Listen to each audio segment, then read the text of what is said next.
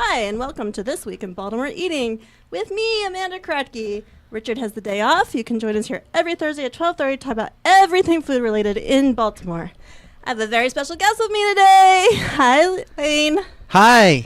Hi. So this is Lane Levine of A Friendly Bread. Look, he brought bread. A Friendly Bread, you are our neighborhood bread guy. Yes. Now I know, because I saw it on Yep. the super cute package. We'll get to that bread in a minute. So how's things? Pretty good. Things are pretty good. Thank you. How's things with you? Things are good. You know, we're busy. We're doing this. Yeah. So, okay, your business model is a little unusual, I think. Thank you. You're welcome. It's not an insult or anything. No. It's just different. Yeah. So tell people who aren't particularly familiar with A Friendly Bread how it works. A Friendly Bread is the milkman for fresh, delicious bread. I love that. Thank That you. was a good... Can we put that on the bag? I'm going to scratch this out. We're going to put a lot of things. It's going to be like a Chipotle bag by the end. You can just write everything you want. Yes. Actually, if you guys are watching, tell us what you would like his new tagline to be. Oh, no. Okay, go ahead. Yeah, here's the story. So many people that I talked to when I was starting the business would say, you can't get good bread in Baltimore. Or if I went somewhere else, they would say, you can't get good bread in Howard County or wherever else. Towson. Timonium.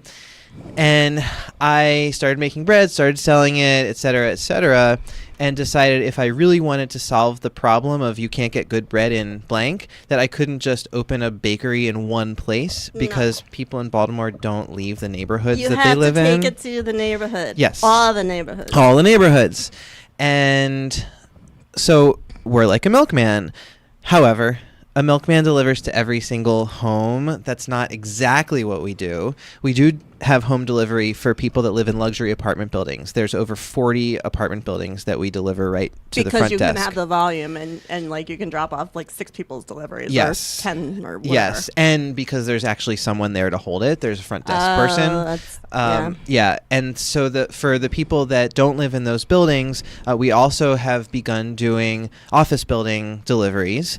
We partner with a company called Charm City Concierge that works with some of the fancy office buildings downtown. I love and that. they take orders for us. And then there's some other co-working spaces where we deliver to now. Oh, that's smart too. Yeah. You're just on top of it. So we can't get is Meadow Mill not a fancy office space or what? We can talk about it. We can talk about adding us? Yeah. We do actually have a bakery in the basement, but they won't Right. sell to us. Oh. So there's that. Okay. We can talk about that too. And then finally, we have community drop-off spots, kind of like a CSA, a community supported agriculture farmer program would do. And most of our drop-off spots are wine stores because they make a really good product pairing. They're open late. True. It's a similar kind of demographic that goes through. And so there's wine stores in lots of different neighborhoods where people go online, they order their bread for the week, and then they go and pick up the bread at the wine store. Tell me a couple of the wine stores. Can you think of a couple? Of course, yeah. I'm not trying to put you on the spot. I'm just curious. Oh, no.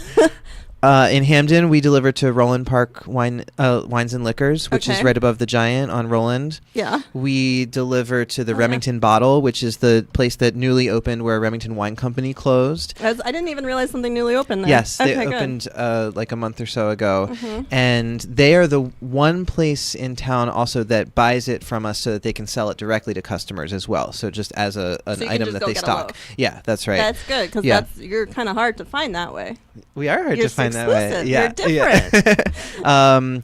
So that's in the immediate area. I'm a member of Meadow Mill Athletic Center, and I've been talking with them for on and off for a while about making it available to either members there or just as a community drop-off spot. So maybe we'll get it there. Yeah, that would work. Little partnership there. Well, I'll walk over that far to the gym. I'll walk to the gym and get some generous bread. of you. Yeah. So how many locations are we talking about? Over 70 right now. Yeah. We deliver to Baltimore City and County, and now we have about 14 drop-off spots in Howard County too, which is the region that we're now starting to build. So you have like one guy with a truck who drives to all these places? You're the guy with the truck? Yes. Is it a cute truck with this on there? It is. Really? Yeah. It's a little white I should van. come down and take did you drive it here today? I'm going to come take a picture of your cute truck. Everyone watch for it, and we're going to see the cute truck. And if you're driving in the city or on 695, you'll probably see the Friendly Bread van. I haven't seen you yet. I'm so excited. I'm going to totally come see that. Okay, and what about, I care about me and where I can get your bread. besides right here. So Towson, Timonium, where? Yes. As you're heading up out of the city towards Towson, Wells Discount Liquors. Perfect. I hang out there. Okay. I'm a regular. I can do Wells. That's your spot. Okay, good. Yeah. And then actually further out that way, we've started we deliver to Shawan Liquors and not a wine store place, Truth Mind and Body, which is a spa. No, not spa, like a wellness center. They have like really? Like water tanks where you float in them. Oh, that thing. Yeah. Sensory deprivation. Yeah. I have never sensory deprived yet. Sparks, which is like, on the way out from. And then also Kenilworth Wine and Spirits. Oh, okay. Yep. That's also very convenient. Everyone's hanging out at Kenilworth these days. That's where my Trader Joe's is. It's a great one. Yeah. It's manageable. I mean, I always get whatever. Yeah. We won't get into that. If you just got here, you're watching This Week in Baltimore Eating with me, Amanda Kratke, because Richard's away. Like, share, comment, and follow us at #JMREating. We are here with Lane Levine of A Friendly Bread. I want to see what you brought me. Yep. All right. What is it? Tell us. Well, last time I came, I brought you sun-dried tomato, and we're actually... That was so good. Thank you. We're doing that again this week, so I didn't want to bring you the same. This is butterscotch macadamia. Whoa, a dessert sourdough. Yes. Now explain, all your breads are sourdough, right? All my breads are sourdough, which means, for those of you who don't know, it's made with a sourdough starter, which means it's naturally leavened, yeast and bacteria that are, that come from the environment, instead of using commercial yeast, which means it goes through a fermentation process. It's supposed to be better for you. It's chewy and crusty. It's so chewy and so crusty. Yeah. And I love your bread. Thank you. And with these, any bread that we have that has nuts or seeds, we toast the nuts really dark because I think that makes it a lot better. So this is a loaf that came out just a couple hours ago. That is so good. So what is the shelf life on your bread? Like, when you buy a real New York bagel, you have to kind of eat it like now. Yes. What's the deal with There's these? a trade-off between what makes it actually last longer and what makes it last not as long. So what makes it last longer is that actually sourdough, because it has this bacterial culture, it actually fights, it has antifungal properties, and so mold doesn't grow as quickly. So it takes like 7 days or more before mold will grow. On the other side, it dries out more quickly. And so if you have it in a paper bag, it's going to dry out by 3 days. But if you stick it in plastic, it'll last 5 to 7 to even more days. And they freeze well? They freeze great, yes. These are so good. I love your bread. Thank you. We also have recently added challah. Oh! Yeah, which is also sourdough. Yeah. Our ancestors didn't have Fleischmann's dry yeast in the grocery store. So that's the traditional challah is sourdough challah. Sourdough? For real? Yeah. For real. But we work hard to make it not taste too sour. Because sourdough doesn't mean it tastes sour. No. It just means the process that it uses is a fermentation process. And because of all that, fermentation is really in right now because people like that whole it's supposed to be better for you thing. Yeah. This is a stupid question. Are your breads kosher?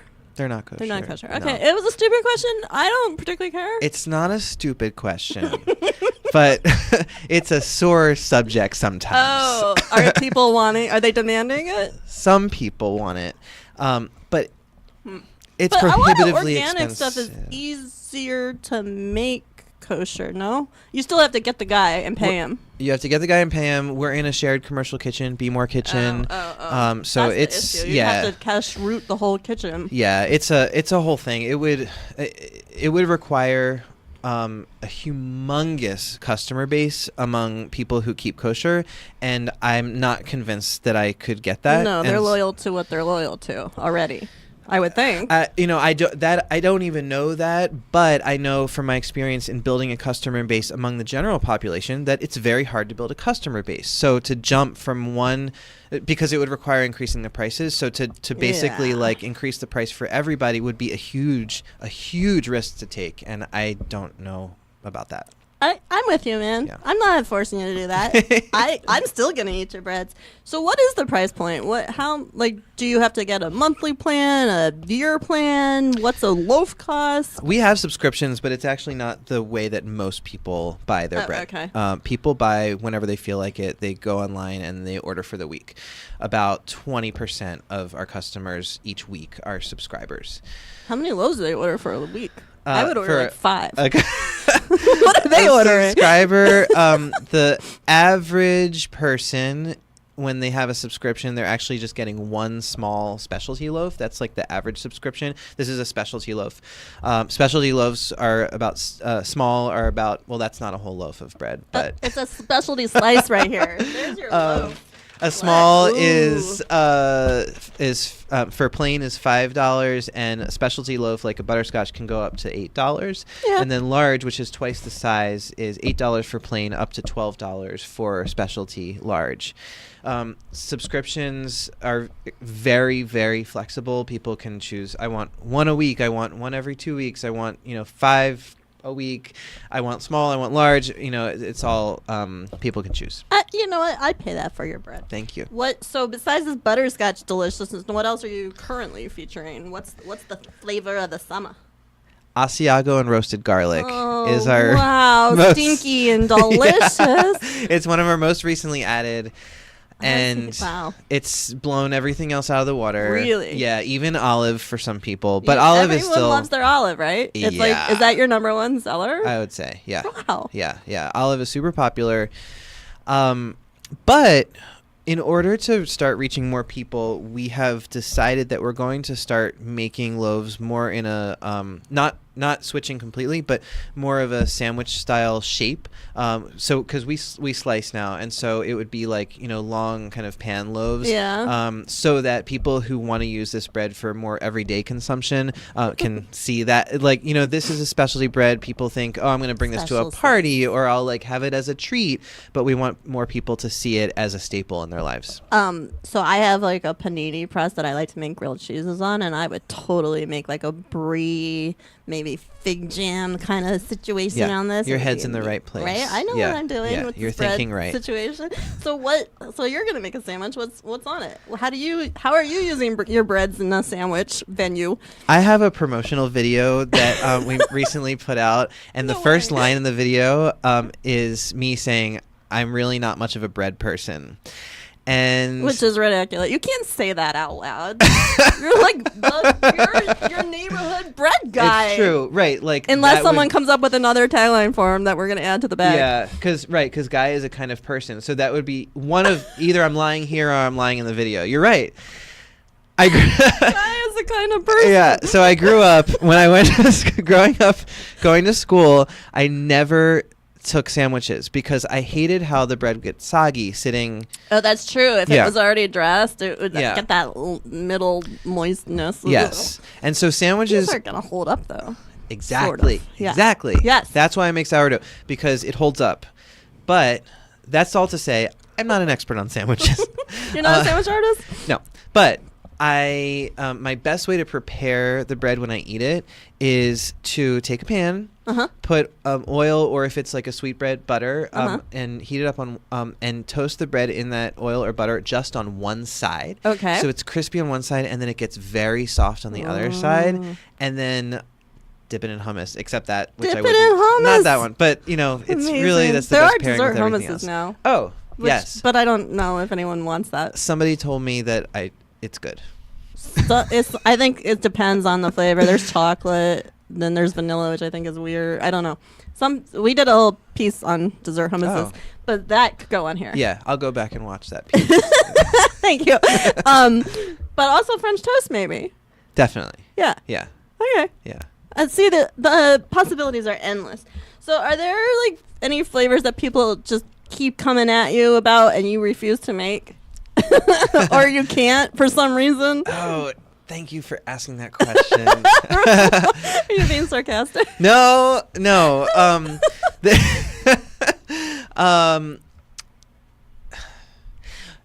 everybody. Many people ask about gluten-free bread. I knew that. I thought you were going to say that. Yeah. That's a whole... Can you... Okay. Yes, tell me. Explain to me about this. The thing is, I really don't want to, but we will. We will figure it out. It's most gluten-free bread is not good, but we're going to make some... But and that's a thing that's doable with sourdough? Yes. So I'm in this Facebook support group for sourdough. that has 50,000 people in it. What? But then there's like a spin-off group called Gluten-Free Sourdoughs. There's like a whole So there is community a of people. thing. Yeah, and we've tried it a few times. It's not good, but we're gonna make it good. And I mean, but the thing to me is, if you can't make it good, no one needs to bother. They can go find other breads. Like, if your specialty is making these amazing, delicious, fully gluten-full breads, then I would, stick with that. you make a good case. But you're going to try. We're gonna try. Because they're just coming at you. They keep coming at us, and who knows? What about, did you ever try an experimental flavor that was just a super flop? Mm-hmm. What? Like what? Blueberry beer. I don't know. That sounds awful. Yep. All right, so I have two bakers that work for me now, Theo and Beverly. Hi, Theo and Beverly. Hi, Theo and Beverly. And I have a salesperson, Cheryl. Hi, Cheryl. And Theo has lots of ideas. Sometimes they're awesome ideas. I did not enjoy the one that we tried that had candied ginger in it. Oh. It seems like a good idea in theory. It's really not a bad but idea. But it could be overpowering. It's not a bad idea. It didn't quite work yet. What has been a flop? I'll get back to you. Okay. I like a jalapeno cheese bread. The cheese thing is recent. The Asiago and roasted garlic. Is it hard to work with? No, I'm not a cheese person, and so it took me a while to get to person, it. And that's not stopping you. Yeah.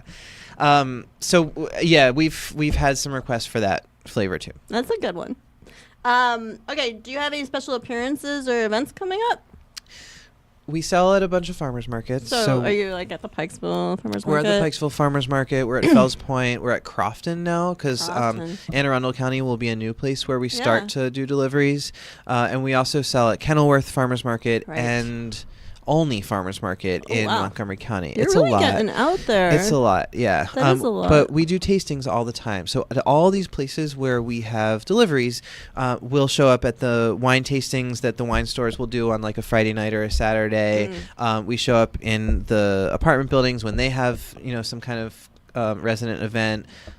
All these kinds of different things. So Cheryl, the salesperson, she's pounding the pavement all over the place. There's a new market at Link Montebello too, and I saw read about that. Yeah, yes. That's kind of cool.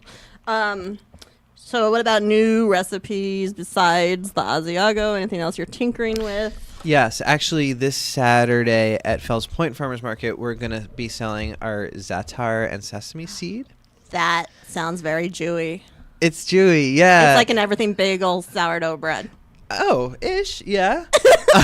So I say, without ever having tried it or seen it. Yeah, so we did try it by putting preserved lemons in it, which is a really cool idea. Thank you, neighbor Aaron, who thought of it and gave me your preserved lemons.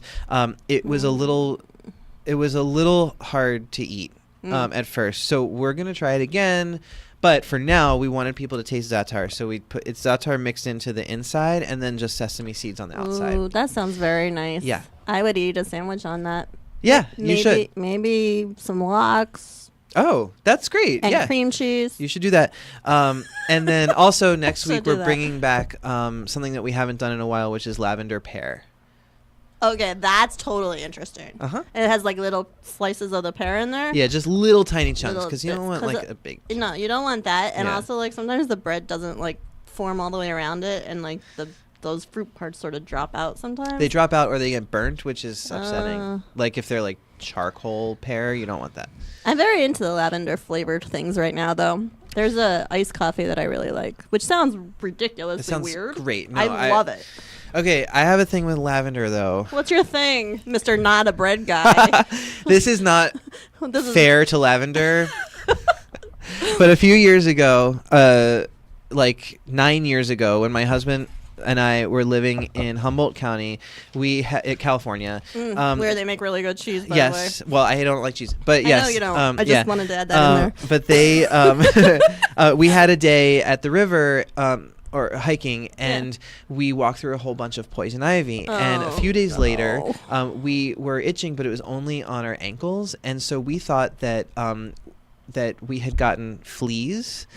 And so apparently, like, lavender is a thing you can use that's not toxic to get rid of fleas. I didn't know that. I mean, did you try? Need toxic things. Well, you didn't have fleas, so you wouldn't know. Right. And so, but however, I associate this strong smell of lavender on like everything we use. I associate that now with a very difficult time in my life.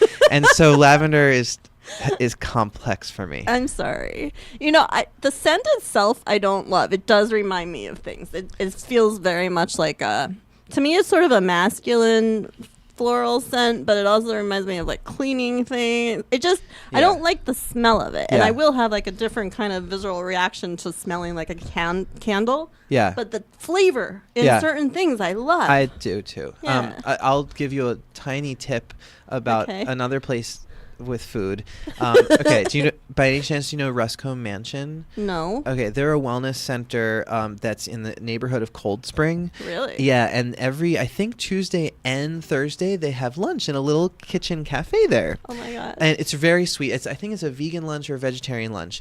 And they make cookies there, and sometimes when I drop off there, they're one of my drop-off spots, they send me with cookies, and they have a lavender and lemon shortbread cookie, and it's really wonderful. That sounds great, and that place sounds adorable. Some of my customers have become lunch customers there. Yeah, that sounds awesome. Yeah. All right, good tips all around. Remind people how they can get a piece of your bread. Yes. Go to www.afriendlybread.com. The menu is always posted for like the week and then the week after. And you pick which bread you want, you pick which drop-off spot you'd like to pick it up at, whether you want it sliced, whether you want it large or small, it's just like online shopping. And then on the drop-off day, which for Baltimore City and County is a Friday, you'll get an email directly from me saying your bread has just been dropped off, and then you just go pick it up at the location. It has the label with your name on it. It's that simple. If you want a subscription on any of the shopping pages, bread subscription is an available option, and it takes you through the options. Okay, cool. And if I want to pick up at Wells, I have to go through all that process, or Wells is not going to just sell me a loaf right now? That's correct. Okay. But that is a step that we're going to start taking. We want to see, now that the wine stores have been really good partners, we do want to start seeing, just like Remington Bottle, if wine stores will start carrying it. Wells, do it. Yeah. I'm telling you. I will walk in there and get a loaf. There you go. Remington Bottle bought 11 loaves from us last week and sold them all, and so they upped their order to 15 this week. So it's going in the right direction. Eat more bread, people. Yeah. You have been watching This Week in Baltimore Eating with me, Amanda Kratke. For more food fun, sign up for This Week in Baltimore Eating newsletter at jmoreliving.com/newsletters. Thank you to Lane Levine of A Friendly Bread for joining us today with much fresh baked goodness. Yum. Join Richard Gorelick next week, June 6th. Sorry, is that Richard Gorelick? No. Richard will be back, and he will be joined by special guest chef Joshua Rosen of Charm School Chocolate. Ooh. Shop local, eat good bread. Thank you. Thank you.